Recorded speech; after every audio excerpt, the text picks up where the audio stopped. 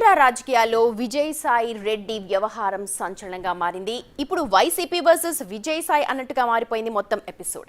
చివరికి జగన్ కూడా ఆయన్ని టార్గెట్ చేస్తూ కామెంట్స్ చేస్తున్నారు. వైసీపీ కూడా ఓ సీసీ ఫుటేజ్ రిలీజ్ చేసి రాజకీయంగా కొంత వేడి పుట్టించే ప్రయత్నం చేసింది.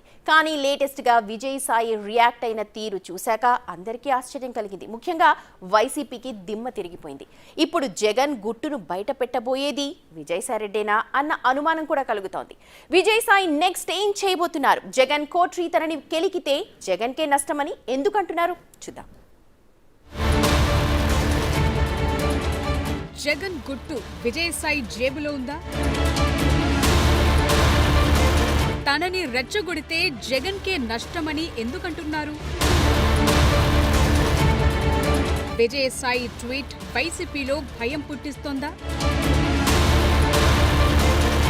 విజయసాయిరెడ్డి టీడీపీ నేతల మీటింగ్ అంటూ తనపై వైసీపీ జగన్ కోటరీ చేస్తున్న ప్రచారంపై విజయసాయిరెడ్డి రియాక్షన్ చూశాక కొత్త అనుమానాలు తలెత్తుతున్నాయి. లిక్కర్ స్కామ్ పై సిఐడి విచారణకు కొన్ని గంటల ముందు విజయసాయి టీడీపీ నేత రహస్య సమావేశమని వైసీపీ ఓ సీసీ ఫుటేజ్ రిలీజ్ చేసింది. దీనిపై విజయసాయి రియాక్ట్ అయ్యారు. తాను మౌనంగా ఉండటం వైసీపీలోని కోటరీకి నచ్చట్లేదని, తన రియాక్షన్ వల్ల జగన్ కి నష్టం కలగాలని నమ్ముతున్న వారి తనను రెచ్చగొట్టే పనిలో ఉన్నారని ట్వీట్ చేశారు.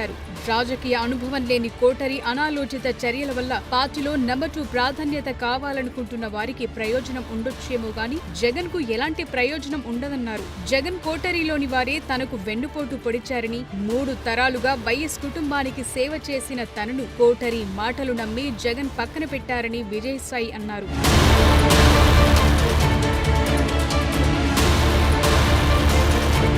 ఇక ఎవరో కోటరీ చేసిన నేరాలను తన నెత్తిన వేసుకుంటే సాయిరెడ్డి మంచోడని, అలా చేయకుంటే చెడ్డవాడు, వెన్నుపోటుదారుడు, టీడీపీకి అమ్ముడుపోయిన మనిషవుతాడా అని విజయసాయి ప్రశ్నించడం రాజకీయ వర్గాల్లో చర్చనీయాంశంగా మారింది. దాంతో జగన్ గుట్టంతా తనకు తెలిసిన మౌనంగానే ఉంటున్నానని పరోక్షంగా చెప్పేశారు విజయసాయి. తాను నోరు విప్పితే నష్టపోయేది జగనేనని కూడా చెప్పారంటే జగన్ కు సంబంధించిన కీలక విషయాలు, వ్యవహారాలన్నీ తనకు తెలుసనే విషయం చెప్పకనే చెప్పేశారనే చర్చ జరుగుతోంది. మరోవైపు లిక్కర్ స్కామ్ జరగలేదని జగన్ అంటుంటే ఆ స్కామ్ రహస్యాలు మాట్లాడేందుకు తెలుగుదేశం నేతల్ని కలిశానని జగన్ కోటరీ అనటమేంటని రివర్స్ క్వశ్చన్ వేశారు. అసలు స్కామే లేనప్పుడు తానేం చర్చిస్తానని అడిగారు. లిక్కర్ స్కామ్ గురించి సిట్ విచారణలు A1 గురించి చెప్పానే తప్ప ఎవ్వరి పేరు ప్రస్తావించలేదని క్లారిటీ ఇచ్చారు. ముఖ్యంగా తనను రెచ్చగొట్టే ప్రయత్నాలు మానుకోవాలని, అలా చేస్తే జగన్ కే నష్టమనే విషయాన్ని వైసీపీ కోటరీకి అర్థమయ్యేలా చాలా సూటిగా చెప్పారు విజయసాయి.